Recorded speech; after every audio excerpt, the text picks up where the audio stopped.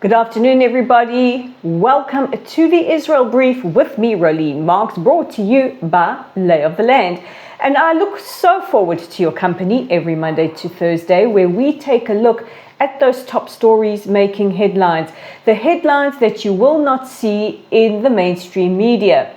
Now, I say that intentionally because I received via our Instagram site, or rather my Instagram site, a complaint from a young law student in South Africa complaining that the Israel Brief was very, very biased towards Israel.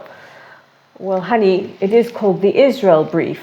But nevertheless, she took offense to it, saying that she would report me to the South African Press Ombudsman for bias. And instead of taking offense, because I don't really take offense to things like that, it did make me very, very concerned that seeing the other side of the conflict seems to be so triggering for some, because they're not seeing it in their mainstream media. Now, first of all, I think your name was Saya. Saya, I am a journalist. Here is my press card. This is not something that is given out to anybody. You have to work really, really hard for it in Israel. You have to prove a track record of being a paid working journalist. Here it is again. That's my press card. And I'm not based in South Africa, so report me. In fact, I actually welcome it, because it would give an opportunity, should the press ombudsman ever contact me, which I highly doubt they will, because I'm not South African, despite the accent, and I'm reporting from Israel. It would give an opportunity to hold media in another country responsible for not showing another side. So a little bit of a rant over. It is day 347 since the start of Israel's war with Hamas, following the atrocities of the 7th of October. We are closing in very, very quickly on that first anniversary. There will be commemorations held, a lot of organizations online. If you would like to join, I'm sure that there are many that you can find. We still have 101 hostages being held captive in the tunnels, and of course, as we now have found out, in the private homes of civilians in Gaza. We want them home now.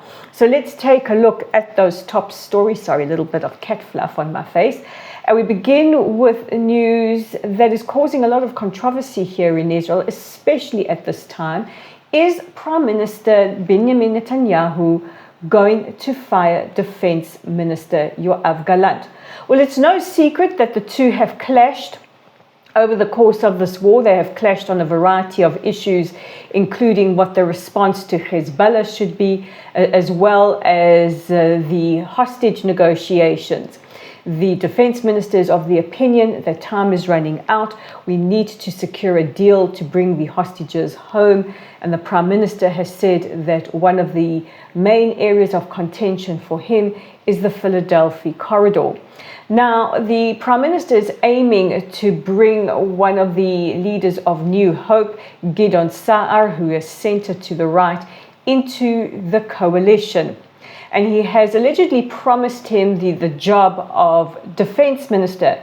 Now, a short while ago, the former IDF chief of staff, Gadi Eisenkot, has appealed to Sa'ar to turn it down, saying he is not competent to take on this role during this time. There are also rumors in the Israeli press, or the Hebrew-speaking media, that part of the deal could also include Netanyahu and Sa'ar choosing the next IDF chief of staff. Now, Herzi Halevi took office in January last year, and there is speculation. Could he be forced to quit, or would he be fired to make way for a new chief of staff? Channel 12 reported a short while ago as well that any of these kinds of talks to replace Gallant have been postponed because of security considerations. However, you can imagine this has left the opposition parties, business leaders who are part of the Israeli Business Forum and our key ally, the United States, very, very concerned. We are in the middle of a war. This is not the time to change defense ministers or IDF chiefs of staff. It could severely impact on our security as well as our economy. So this is a story we are going to be following very, very closely. And while we're on the subject of security considerations, we need to, of course, look at the situation in the north. Since the 8th of October, the Hezbollah, which is another Iranian-sponsored proxy in the south of Lebanon, have been firing rockets, drones, anti-tank missiles, and mortars into the northern part of Israel.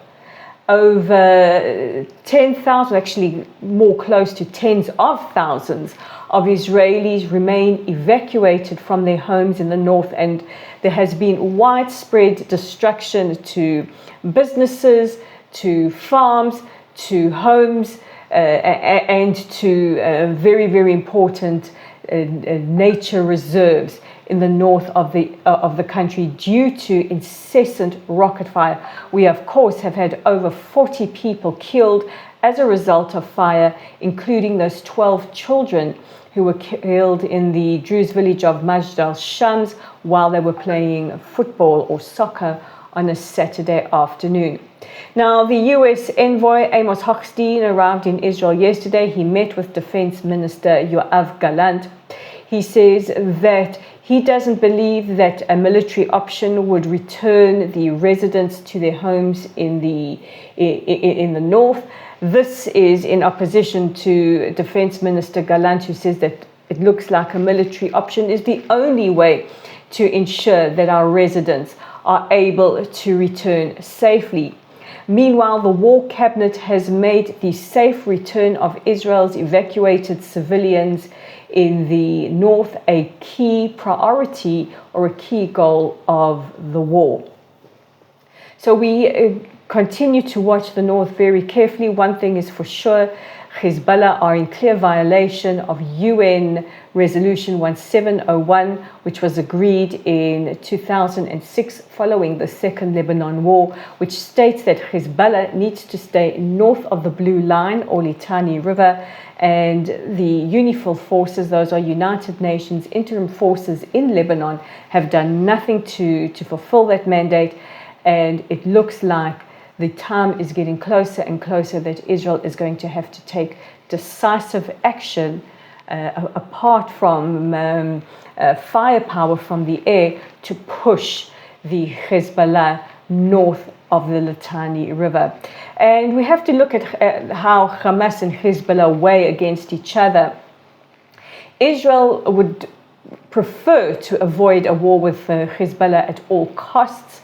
You're dealing with a completely different animal, a lot more sophisticated, a lot more rockets and firepower, a Radwan force which is infinitely better trained than the Hamas Nukba forces, and it could also potentially result in significant losses to our soldiers as well as to our civilians. So a diplomatic solution is always preferred, but the time is running out.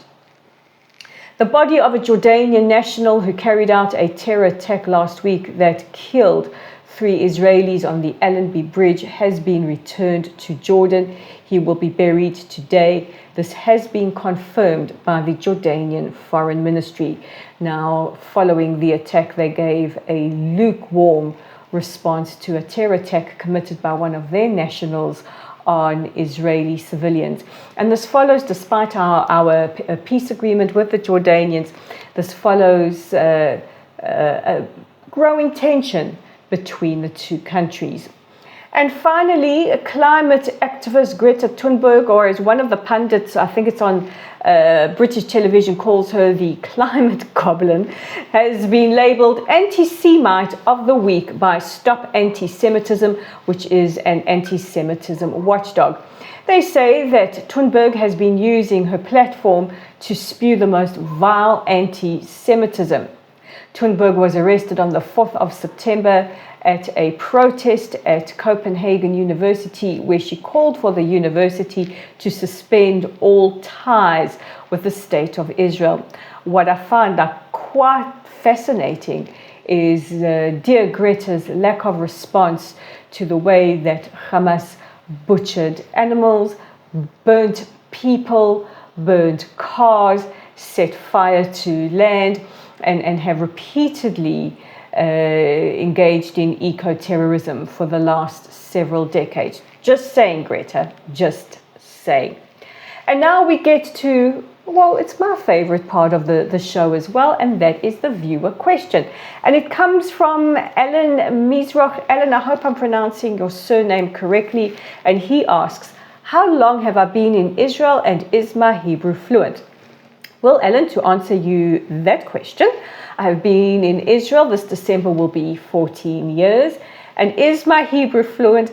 Oh, Alan, I wish it was. Some days I amaze myself. Some days it is dependent on the weather or the situation or who I'm speaking to.